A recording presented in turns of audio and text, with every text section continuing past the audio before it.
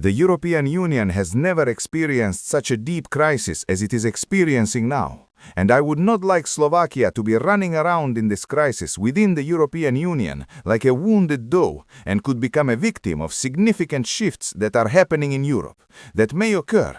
And I want to urge this, regardless of the fact that we also have internal conflicts, internal disputes, the entire governing coalition, so that we come together now and present a bold, courageous and sovereign state representation that will protect Slovakia in these difficult times. I am completely convinced that at the level of the three highest constitutional officials, it works and will work.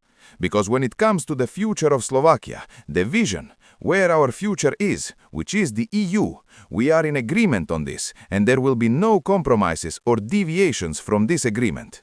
The EU has never been so threatened. It has never been so weakened. Europe has never been so helpless. Europe has never been so divided. Europe has never used a double standard as it does now, as it is now. And we have to navigate in this space. We will not have time for petty squabbles with the opposition, but we will focus on topics that are vitally important for Slovakia. We want to cooperate with American partners to build a new large bloc entirely in state ownership with a capacity of nearly 1,200 at the site of the existing nuclear power plant in Jasovke-Bohunice. MWH, with the advantage in permitting processes, because this area is sufficiently prepared. We have a huge amount of work ahead regarding the functioning of the EU itself. We have another informal summit coming up. Our stance towards Ukraine remains unchanged. Ukraine is our neighbor. We wish it all the best. We wish it entry into the European Union based on fulfilled conditions, and I look forward to our agreement on a joint negotiations between the Ukrainian government and the Slovak government. This time it could be on the territory of Ukraine, and I welcomed the interest. I hope that we will be able to approach this together. If such a meeting could also include a meeting of the three highest constitutional officials of the Slovak Republic and Ukraine at the place where such a government meeting will be held. The quality of survival for Slovakia, the quality of survival for Europe the Union, whether the European Union will even be able to transform into a global player, or whether it will just be a bystander, watching everything and having absolutely no influence on anything. I am for a European Union that plays a role, the role of a global power. I think the time has come for Europe to talk to Russia too. Because if Europe decides to participate in this phase of negotiations by talking only to one of the two sides involved, I fear that in the end, it will see, that is, I fear that the positive contribution it can make will be limited. A dramatic new rift is emerging inside Europe over how to deal with Russia, just as efforts to end the war in Ukraine intensify. Italian Prime Minister Giorgia Meloni has issued a stark warning. Europe must reopen dialogue with Moscow or risk becoming irrelevant in the negotiations over the Ukraine conflict that could decide the continent's future. Speaking at her New Year's press conference, Meloni aligned herself with French President Emmanuel Macron, who has called for direct engagement with Russia. Meloni said refusing to talk to Moscow while peace talks accelerate would leave Europe sidelined and powerless.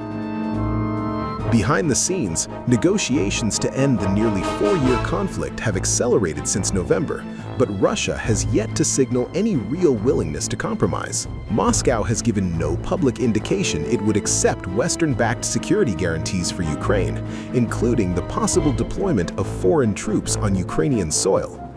Meloni cautioned that reopening dialogue must be done carefully and with unity. She called for the European Union to appoint a single envoy to deal directly with Russian President Vladimir Putin, warning that chaos and mixed messaging would only strengthen the Kremlin's hand. At the same time, Meloni drew a hard red line. She rejected talk of welcoming Russia back into the elite group of 7 nations, calling the idea absolutely premature. She also made clear that Italy will not send troops to Ukraine to enforce any peace deal. Her comments come as France and Britain push ahead with plans for possible multinational deployments once a ceasefire is reached, highlighting growing divisions within Europe. Last October, You did not rule out the participation of Italian soldiers in a potential multinational peace force in Gaza, while you continue to rule out the deployment of Italian soldiers to Ukraine. I imagine that the reason for this difference is not related to the cause of Ukraine. Think of the UN umbrella as you explained regarding Gaza. I ask you if this UN umbrella were to exist in the future also for a mission in Ukraine, if you would be willing or would consider sending Italian soldiers to Ukraine, or if you would still uphold Salvini's anti-Ukrainian or pro-Putin veto. I do not agree with the reference to Salvini's pro-Putin veto. This is an interpretation that I consider somewhat biased.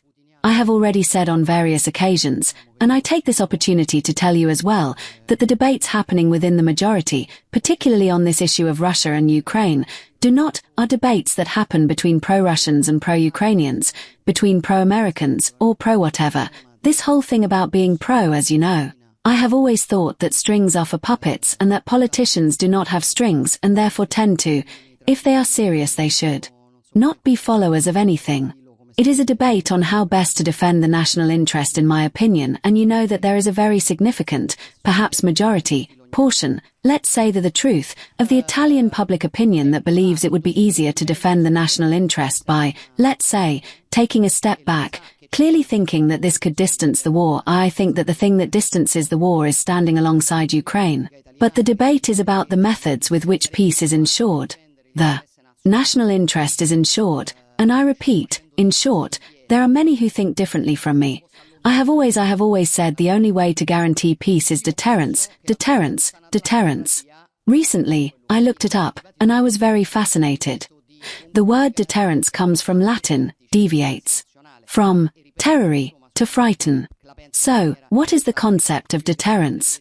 You must be strong enough to discourage the enemy from the possibility of attacking you. So it is strength that builds peace, not weakness that builds peace. This is my understanding and the reason why I have always said that to build peace, it was necessary to stand by Ukraine. But for those who have an option, a proposal different from mine, I think that it is perfectly legitimate to have it without being told that they are biased towards something or someone else who is an enemy of national interests. In any case, that is not my understanding. Then, regarding the question you were asking, I don't this option on the field today, that of an intervention by a multinational force with the United Nations umbrella, is what is being discussed today and is also included in the broad definition of the peace agreements and the establishment of a multinational force within the coalition of the willing, therefore without a NATO umbrella currently to strengthen Ukraine's defense as a security guarantee tool. The reason why I do not consider it necessary to send Italian soldiers to Ukraine is that, as you know, the tool identified today to build solid security guarantees for Ukraine is the so-called Article 5 that is, a system of security guarantees inspired by Article 5 of NATO. Now if there is a security system inspired by Article 5 of NATO, that is the main form of security guarantee for Ukraine, that is, the nations that are part of NATO, even if in this case the security guarantee would be external to NATO, but it is inspired by that model. Let's take the NATO model. In the nations that are within NATO, there are many nations in which there are no foreign bases or troops and they are still guaranteed. And they are still guaranteed because clearly the provision of an intervention by allies and those who sign these security guarantees in the event of an attack is what ensures it. Everyone. Then sending soldiers to reinforce the Ukrainian army can be, and probably is, an extra step.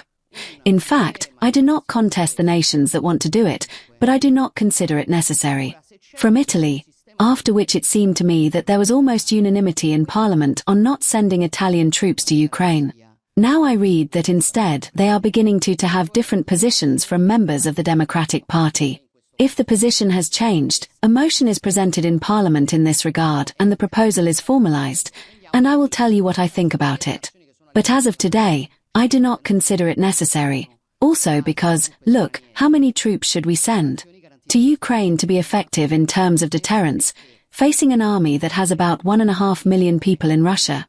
From the beginning, I have been focused on finding a formula that could provide significant and serious security guarantees, and I think we should all be proud, allow me to also say this, Sirico, of the fact that today in the documents being discussed, the security guarantees for Ukraine are being designed based on a proposal that was made by Italy, and I also say this because during the long months in which we dealt with this matter, I often heard politicians and observers mocking Italy For a proposal that was completely groundless up in the air.